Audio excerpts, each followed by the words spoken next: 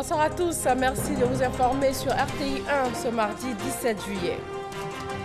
Le RHDP a tenu hier lundi son assemblée générale constitutive.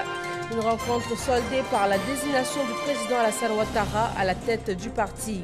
Et il est chargé par l'ensemble des partis membres de faire du dialogue un point incontournable de sa gouvernance.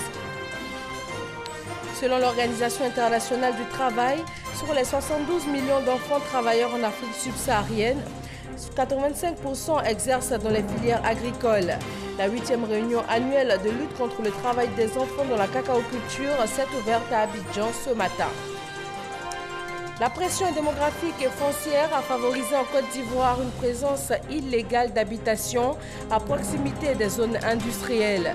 Que font les organes en charge de la gestion des infrastructures industrielles? Des réponses dans EcoPlus ce soir. Et puis le statut de Rome fête aujourd'hui ses 20 ans. Il a été adopté avec pour impératif moral de prévenir et aussi d'apporter une réponse idoine et concertée aux crimes de masse commis partout dans le monde. Bienvenue dans le 20h, vous êtes sur RTI 1. Le développement des infrastructures économiques en Afrique de l'Ouest au cœur d'une rencontre ivoiro-nigérienne. Le ministre nigérien du Transport a été reçu par le chef de l'État ivoirien. Awa Touré revient sur cette rencontre. La Côte d'Ivoire et le Niger, ensemble pour la réalisation de grands projets dans la sous-région ouest-africaine. C'est dans ce cadre que le ministre nigérien des Transports, Mahamadou Karidjo, est venu remettre au président de la République Alassane Ouattara un message de son homologue Mahamadou Issoufou, un message d'amitié qui va dans le sens du renforcement des relations de coopération entre les deux pays. Nous avons échangé sur les engagements des deux présidents à rapprocher les peuples, à soutenir des projets intégrateurs qui vont permettre à nos deux pays de mieux faciliter le commerce et la circulation des personnes. Ensuite, nous avons échangé sur les possibilités pour consolider, réhabiliter et prolonger les voies de communication, notamment les chemins de fer entre les différents pays de la sous-région. La réhabilitation et le prolongement du chemin de fer Abidjan-Ouagadougou constitue l'un des grands projets structurants que les dirigeants de l'Afrique de l'Ouest entendent mettre en œuvre. Dans l'actualité politique ivoirienne, le RHDP a tenu hier lundi son assemblée générale constitutive. Le président Alassane Ouattara a été désigné leader de la coalition. Il est chargé par l'ensemble des partis membres de faire du dialogue un pilier de sa gouvernance. Mahama Traoré. 6 partis politiques désormais constitués en un seul. Son nom, le RHDP, Rassemblement des Oufouettistes pour la démocratie et la paix. Cette coalition sera dirigée par le président Alassane Ouattara, président d'honneur du RDR, Rassemblement des Républicains. Il a été désigné à l'unanimité par tous les partis membres du RHDP lors de l'Assemblée générale constitutive tenue ce lundi 16 juillet. Aussitôt élu, le président du RHDP a été chargé par les membres de cette Assemblée générale constitutive d'une mission, celle de rassembler tous les adeptes de l'oufouettisme. L'Assemblée générale constitutive autorise le président du RHDP, son Excellence Alassane Ouattara, à poursuivre les discussions avec le président du PDCI RDA et tous les autres partis politiques en vue de la consolidation des acquis du RHDP. Les membres fondateurs du RHDP réunis en Assemblée générale constitutive ont encouragé le président du parti, son Excellence M. Alassane Ouattara, à créer les conditions favorables à l'adhésion au RHDP de toutes les personnes physiques ou morales de nationalité ivoirienne appartenant ou non à une famille politique ou un courant de pensée à une organisation de la société civile ou non qui partage les idéaux de paix, de tolérance et de dialogue du président Houphouët-Boigny. Le RHDP poursuit sa mise en place progressive. Prochaine étape, la tenue d'un congrès annoncé dans les meilleurs délais. Henriette Dagri-Diabaté et Albert Touakeus-Mabry ont été respectivement désignés premier et deuxième vice-président du RHDP. Lors de cette rencontre qui a marqué la création du parti unifié et qui a vu la désignation du président Alassane Ouattara à la tête du RHDP, il a appelé à l'union autour de ce parti unifié. Awa Touré. Je suis honoré d'assumer la présidence du RHDP. Vous pouvez me faire confiance. Je donnerai le meilleur de moi-même. Je ferai tout pour rassembler tous les enfants d'Houphouët-Boigny. Je ferai tout pour que la Côte d'Ivoire continue dans la stabilité. Oui, je ferai tout pour renforcer la confiance en tous les enfants de Côte d'Ivoire, sans distinction, houphouëtistes ou pas. Car bien évidemment, dans tout pays, il faut bien une opposition. Mais vous pouvez me faire confiance. Le nouveau président du RHDP, Alassane Ouattara, a indiqué que ce parti est né de la clairvoyance de chaque parti membre de l'Alliance des Houphouëtistes pour la démocratie et la paix. Cette clairvoyance qui fait reconnaître avec humilité que l'intérêt supérieur de la nation est bien plus grand, bien plus important que la somme de toutes nos ambitions personnelles et bien plus grand que les ambitions de nos partis respectifs. Oui, oui, la Côte d'Ivoire d'abord. La Côte d'Ivoire d'abord. Donc c'est avec humilité que nous avons décidé ensemble de mettre tout en œuvre pour créer cette alliance. Et cette alliance va durer. Elle durera, elle vivra et elle vivra. Cette Assemblée générale constitutive du RHDP est une étape historique et l'aboutissement d'un processus. Oui, nous l'avons voulu et nous allons la réaliser. Cette étape est l'aboutissement d'un processus qui a vu chacun des partis membres du RHDP signer l'accord politique en vue de la création d'un parti unifié dénommé Rassemblement des Houphouëtistes pour la démocratie et la paix, et aussi de se prononcer sur les statuts portant création du RHDP. Le 12 avril 2018, les présidents des partis membres du RHDP ont tous signé l'accord politique pour la création du parti unifié RHDP. Par ailleurs, les congrès de nos différents partis ont adopté les statuts du parti unifié, à l'exception du PDCI-RDA, qui a prévu de les examiner au cours de son prochain congrès après 2020. Mais après 2020, ça veut dire après les élections présidentielles d'octobre 2020. Cela n'est pas acceptable.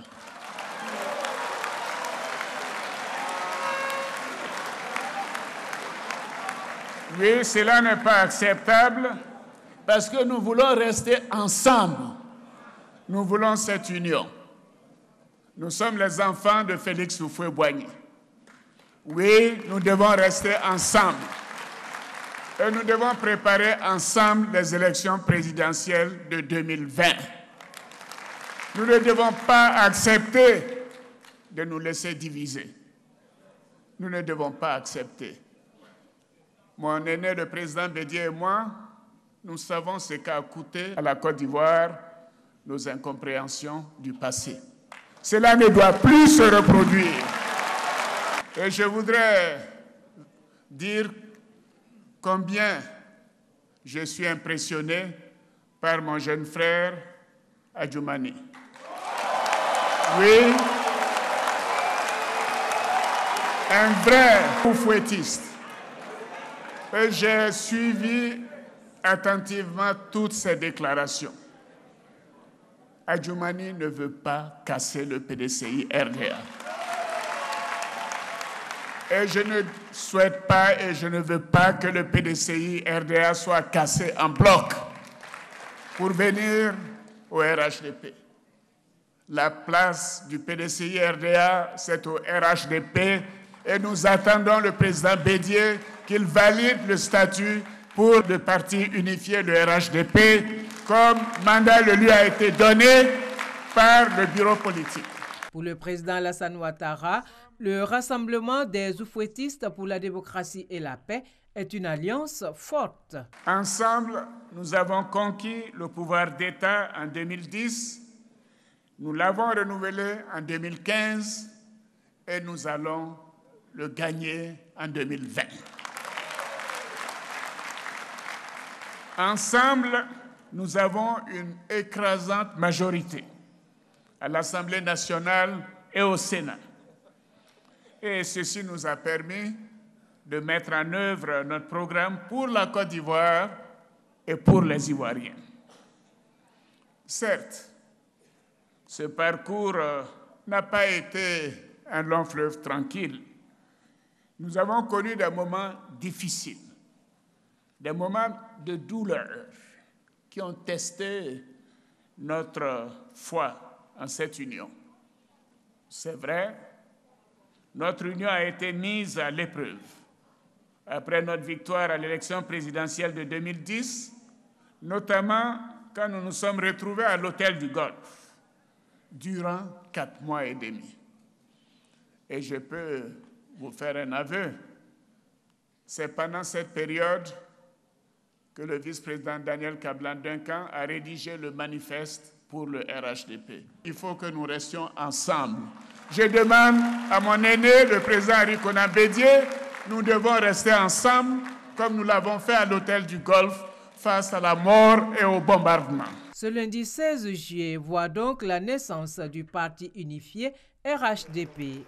Un bel hommage au père fondateur de la Côte d'Ivoire moderne, Félix Houphouët-Boigny, dont la vision s'articulait autour de la paix, le dialogue et la cohésion sociale. Pour cette Assemblée générale constitutive, des centaines de militants des partis membres du RHDP ont pris d'assaut hier le palais des congrès de l'Hôtel Ivoire. Ils voulaient tous être aux premières loges pour la création du parti unifié. Ahmed Traoré et Abou Sanogo. Ils étaient nombreux à effectuer le déplacement au Sofitel Hôtel Ivoire pour participer à l'Assemblée générale constitutive du RHDP, le Rassemblement des oufouettistes pour la démocratie et la paix. Ils sont venus aussi bien de communes du district d'Abidjan que des villes de l'intérieur du pays. De l'hôtel communal de Cocody au Sofitel Hôtel Ivoire, la mobilisation était totale.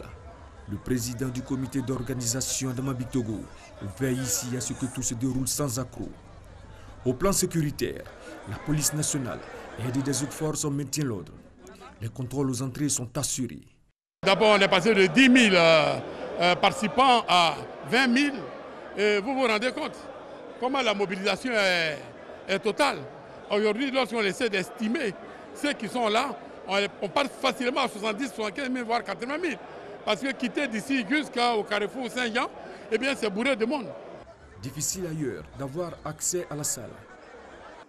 À l'intérieur du palais de congrès Archicom, difficile de se frayer un passage. Les militants du RHDP ont fortement répondu à l'appel des organisateurs, ceux pour exprimer leur adhésion au RHDP unifié. Le RHDP n'est pas forcément des enfants nés des partis qui constituent aujourd'hui le RHDP. Même ceux qui sont en périphérie de ces partis qui s'unissent aujourd'hui ont leur place dans ce grand bloc. Le RHDP, c'est l'unité nationale. Le RHDP, c'est une autre forme de réconciliation nationale également. Donc pour nous, c'est une très très bonne chose et on est heureux d'accélérer la mise en place des structures du RHDP. Nous sommes donc là pour apporter notre soutien total, indéfectible, au président Alassane Ouattara et à tous les partis membres du RHDP. pour que véritablement ce parti puisse voir le jour et contribuer à continuer à stabiliser la Côte d'Ivoire au plan économique et au plan social.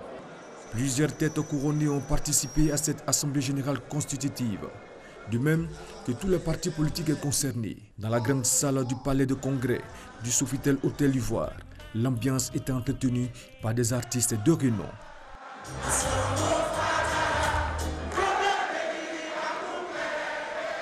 Et voilà qui met fin au chapitre consacré à l'Assemblée du RHDP tenue hier lundi. Intéressons-nous maintenant à la réunion annuelle du groupe de coordination des actions de lutte contre le travail des enfants dans la cacaoculture ce matin à Abidjan. Cette 8e réunion a été présidée par la première dame Dominique Ouattara, Mahama Traoré et Abiba Dombele Sawe. L'OIT, l'Organisation internationale du travail, dénombre 72 millions d'enfants travailleurs en Afrique subsaharienne. 85% de ces enfants exercent dans les filières agricoles telles que le cacao. Une situation alarmante que combat depuis 2010 le groupe de coordination des actions de lutte contre le travail des enfants dans la cacaoculture en Côte d'Ivoire et au Ghana. Chaque année, les deux parties, soutenues par le gouvernement américain, l'industrie cacaoyère et la société civile, tiennent une réunion annuelle. Cette année, elle se tient pour la première fois en terre ivoirienne, en présence de la présidente du Comité national de surveillance des actions de lutte contre le travail des enfants, la première dame de Côte d'Ivoire, Dominique Ouattara. L'objectif étant de passer en revue les efforts déployés en vue d'éradiquer le travail des enfants.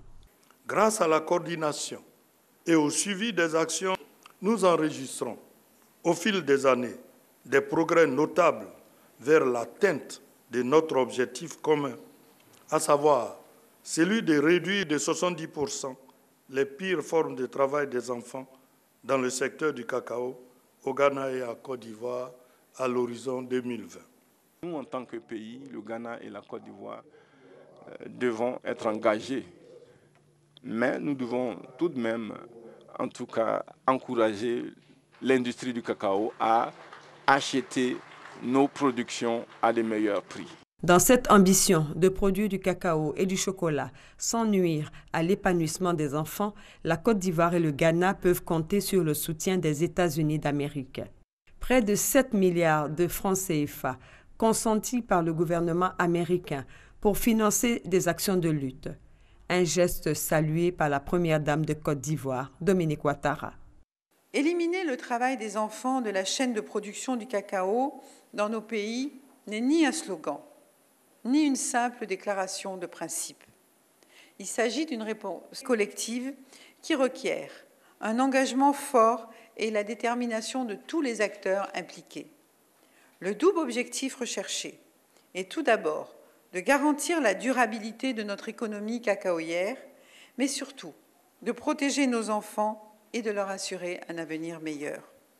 Pour cela, il faudra rechercher et développer de nouveaux partenariats en vue d'étendre nos actions à l'échelle nationale et sous-régionale. C'est grâce à l'implication et aux efforts de tous que nous parvenons à faire bouger les lignes dans ce combat pour la protection de nos enfants.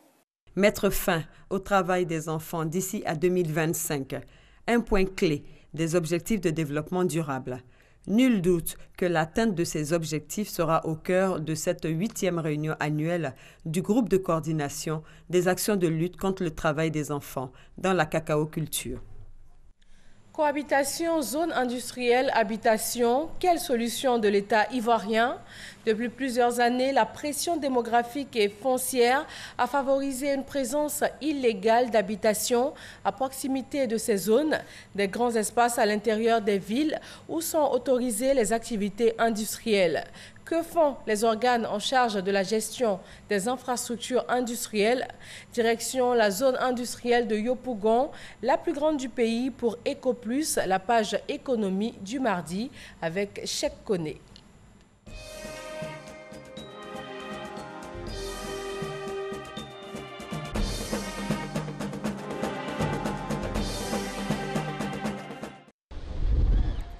Un incendie d'une rare intensité, une usine de peinture ravagée par les flammes. Pas de perte en vie humaine, mais plusieurs commerces et habitations à proximité partis en fumée. Ce drame est survenu en décembre 2017 dans une zone industrielle au sud du district d'Abidjan. Quelques mois avant, c'était une usine de fabrication de bitume. Les ménages, tous détruits. Une situation qui met au grand jour la question des habitations à proximité des zones industrielles. Yopougon, la commune abrite la plus grande zone industrielle du pays. Superficie 645 hectares. Mais 23% de cet espace est occupé par des habitations surtout précaires. Un phénomène qui prend de l'ampleur avec des populations riveraines qui côtoient en permanence le danger. Aristide, Yves et Jean-Jacques sont des leaders d'associations de jeunesse dans le quartier de Mikao à Yopougon. Un quartier d'environ 5000 âmes à proximité de la zone industrielle de Yopougon. Mais voilà maintenant plusieurs années que ces jeunes se battent pour éviter le pire. Les soirs, quand on dort, par moments, on a des odeurs suffocantes qui arrivent jusqu'à nous. Et même, on a l'impression que c'est dans ces usines-là que nous vivons. Non loin de là, dans le quartier d'Andokwa, c'est la situation inverse. Malgré le déclassement de ce site pour cause d'utilité publique, des unités industrielles continuent d'y exercer depuis une vingtaine d'années. Cette série nous cause assez de dégâts comme quoi les maisons qui ont été construites aujourd'hui sont fissurées. Le déchargement des billes de bois fait que les murs n'arrivent pas à tenir. Quand il pleut, c'est le com, on n'arrive pas à passer. La voie est complètement parée. Cet opérateur n'a pas eu d'affectation officielle de l'État pour s'installer donc et travailler dans ces conditions. C'est une zone qui initialement était dédiée à une zone d'activité artisanale. Donc la plupart de tous ces autres opérateurs qui sont venus s'installer n'ont pas forcément respecté la procédure. Si bien qu'ils ne sont même pas identifiés. Déchets industriels, odeurs nauséabondes, cadre de vie insalubre, tel est le quotidien des populations riveraines. S'il y avait peut-être des experts pour nous indiquer que les maux dont les habitants souffrent étaient liés à tout ce qui est fait à côté, on serait plus rassuré, sinon plus renseigné sur l'origine des problèmes que nous avons au niveau de notre santé ici. Quand les populations se plaignent, on se rend sur les lieux et on regarde si effectivement la plainte est avérée. Au cas par cas, on analyse. On appelle l'opérateur, on le convoque ici. Deux fois même, on prend un arrêté d'interdiction ou bien d'arrêt des activités. Avec une vingtaine de zones industrielles reparties sur près de 4000 hectares, le secteur industriel ivoirien représente 22% du produit intérieur brut, 5200 entreprises et 800 000 emplois. Mais les réserves foncières à usage industriel bien identifiées sur les différents plans d'urbanisme n'ont pas été aménagées en raison de l'absence de leur viabilisation. Conséquence, la forte pression démographique, principalement à Abidjan et dans certaines villes de l'intérieur du pays, a eu raison de ces espaces. Pour résoudre cette question, le gouvernement opte pour la création de nouvelles zones respectant les normes en la matière. À couper jeudi PK24 est la matérialisation de cette nouvelle vision. Excentrer le plus possible les zones industrielles des lieux d'habitation. Située à une dizaine de kilomètres d'Abidjan, la zone d'Acoupé jeudi PK24 a bénéficié de près de 22 milliards de francs CFA pour l'aménagement de la première tranche de 50 hectares sur la superficie globale de 940 hectares. Malgré ces efforts du gouvernement, le taux d'implantation des entreprises est de loin les projections attendues. Sur la poignée d'entreprises en cours d'installation, les travaux avancent, mais des attentes demeurent. Il faut un petit peu accélérer la réalisation à la fin de ces travaux parce que certains industriels ont déjà démarré, donc il y a un décalage entre l'infrastructure et le démarrage des usines. Et donc ça ralentit un peu l'activité. Donc il faut finaliser assez rapidement certains travaux comme l'assainissement, comme l'amener de l'eau potable. Nous avons construit une station de traitement d'eau conforme aux directives du SIAPOL, etc.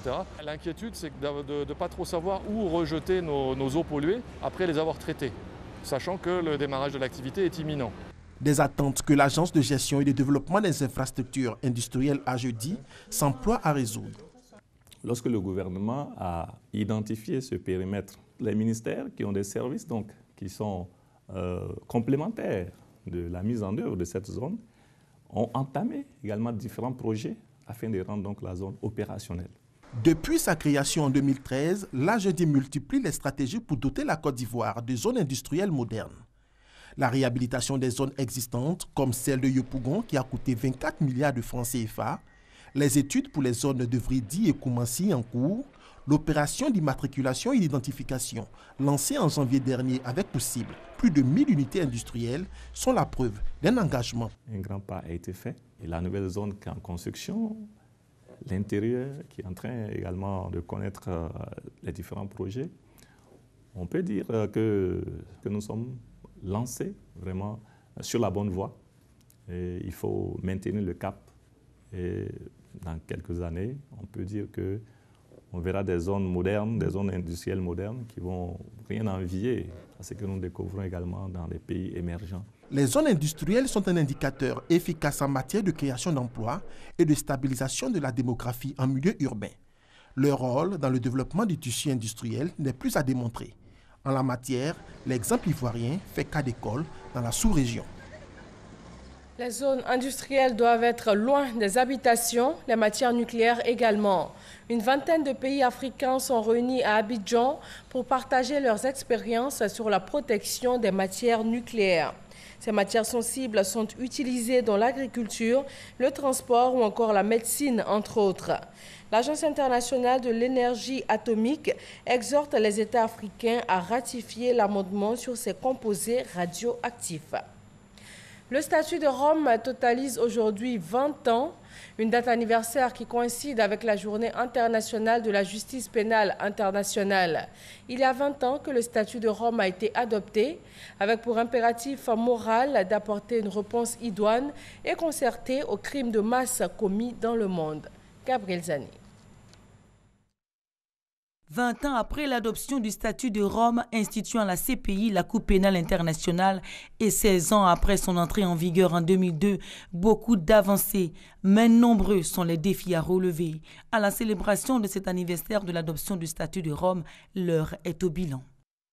La création de la CPI a suscité beaucoup d'espoir. Aujourd'hui, après 20 ans d'existence, la CPI est comme tout adolescent en devenir. Il faut l'aider à surmonter les épreuves et à corriger les erreurs. Je voudrais donc souligner que l'impunité qui prévaut pour le génocide, les crimes de guerre et les crimes contre l'humanité a de graves répercussions sur la prévention des conflits et le développement durable. Aider la CPI, c'est le plaidoyer que soutient le président de la coalition ivoirienne pour la Cour pénale internationale. Car la valeur ajoutée de la Cour n'est pas encore perceptible, tant la durée de ses enquêtes et procès remettent en cause sa performance eu égard aux affaires pendantes. En 20 ans, la CPI a été saisie de 26 affaires. Ses juges ont délivré 9 citations à comparaître, prononcé 8 condamnations et 2 acquittements, 11 enquêtes et 10 examens préliminaires sont en cours. C'est le lieu donc de saluer la collaboration des États parties. Le statut de Rome que nous célébrons tous aujourd'hui autour du thème « Bâtir un monde plus juste » représente une vision commune des États et de la société civile de tous les continents, selon laquelle certains crimes sont tellement odieux que leur poursuite doit être assurée par une institution internationale forte et permanente qui respecte le principe de la complémentarité et protège ainsi à la fois la souveraineté nationale et la capacité de toute la communauté internationale d'endiguer le péril pour toute l'humanité. Il convient aussi à l'État ivoirien de réitérer ses engagements vis-à-vis du statut de Rome. L'État du Côte d'Ivoire, pour sa part, continuera à consolider la coopération qu'elle a avec la Cour pénale internationale, à soutenir les actions de la Cour à travers une coopération judiciaire efficace. Le statut de Rome est un pacte de responsabilité des États en faveur de la justice et de la protection des droits humains. En ce sens, la performance de sa cour, la CPI, doit être améliorée. Une table ronde s'est tenue pour recueillir les propositions de juristes présents à la célébration en vue d'apporter une réponse juridique équitable à la commission des crimes de masse dans le monde. Dans l'actualité internationale, près de 600 migrants sont arrivés à Agadez, dans le nord du Niger. Ces ressortissants africains ont été refoulés d'Algérie et abandonnés tout près de la frontière entre l'Algérie et le Niger. Ils ont été obligés de traverser la frontière à pied, les femmes enceintes et les enfants également. L'Organisation internationale pour les migrations compte en tout 16 nationalités différentes avec un grand nombre de femmes et d'enfants. C'est tout pour ce journal. D'autres informations sur le www.rti.ci. Merci de votre attention. Bonsoir à tous et à demain, 13h.